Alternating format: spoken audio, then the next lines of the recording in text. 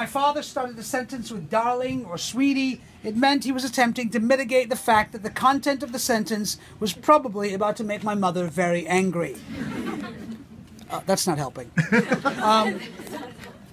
There were rarely impromptu flowers. There were never date nights. And if my father ever told my mother she looked beautiful, or she ever told him he looked handsome, it was done in the privacy of their bedroom, or they were saying it for the benefit of their Caucasian friends. They were raised in a culture that valued collective duty over individual desire, in which marriage and family were not a romantic, individualistic venture. Perhaps this is why divorce is generally so infrequent in traditional South Asian homes. The purpose of marriage is not to make you happy or fulfilled. For that, there is work, religion, friends, and even Bollywood. The purpose is to create family. There was love between my parents, but the devotion came from commitment, not romance. And love was shown through action and sacrifice. They each had specific roles. My mother took care of the home and the children while knowing she could run my father's business better than he could.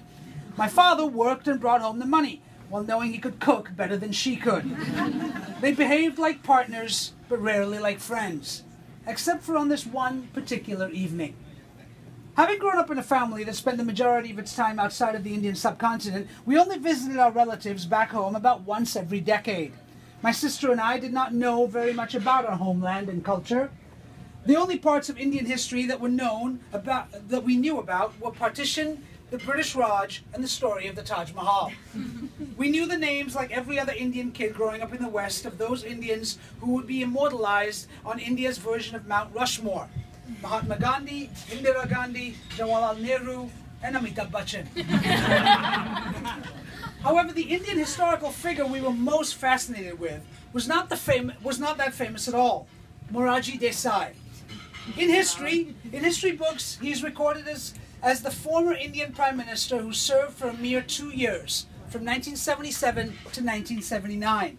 But in our minds, he loomed large, not for his political career, but because of a strange and some might consider dangerous practice. He drank his own urine. Not once, by accident, but daily, as a part of a medicinal regimen that he swore by. My sister and I first heard about Desai and his urine drinking from one of my uncles when we were visiting our cousins in Bahrain back when Desai was in office. The image of this old man drinking his own urine had completely captured our imagination. It was absurd and disgusting, but perhaps the strangest thing was that when we told our parents, they were not more appalled. Don't you think it's disgusting, Mom? I asked. Well, beta, many people in India do these kinds of things, she replied. Who is to say? The man has grown to be very old, said my father.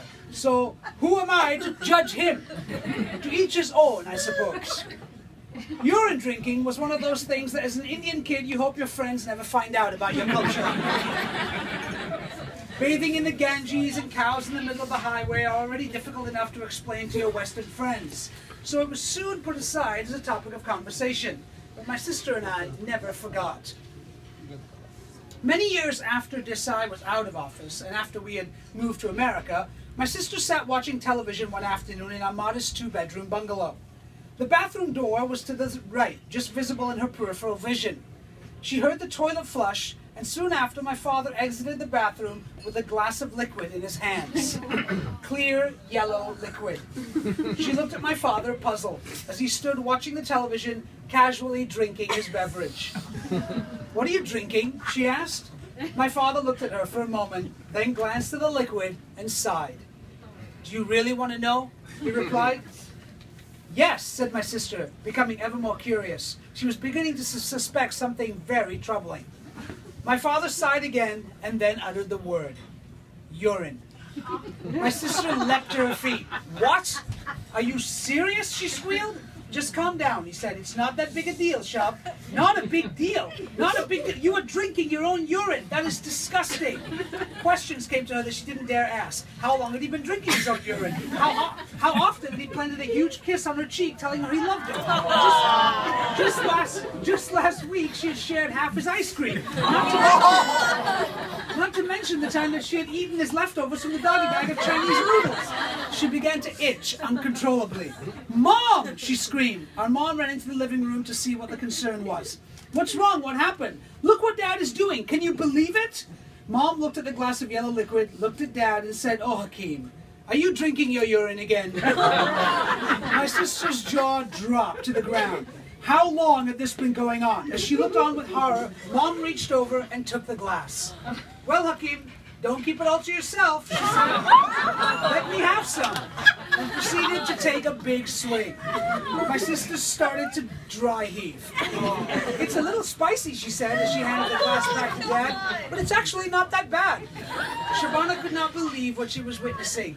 "Have you lost your mind?" she screamed. "What are you guys doing? That is disgusting." Our parents just looked at each other, puzzled. "What's wrong, beta?" Dad asked. "People in India have been doing this for years. Remember Moraji Desai? He lived to almost 100. I mean, if it was good enough for him, then it's good enough for us." My sister began to back out of the room, unable to process what she was witnessing. But our mother grabbed her gently by the arm. "Come on, beta, take a sip," she said. "We are family, it's fine.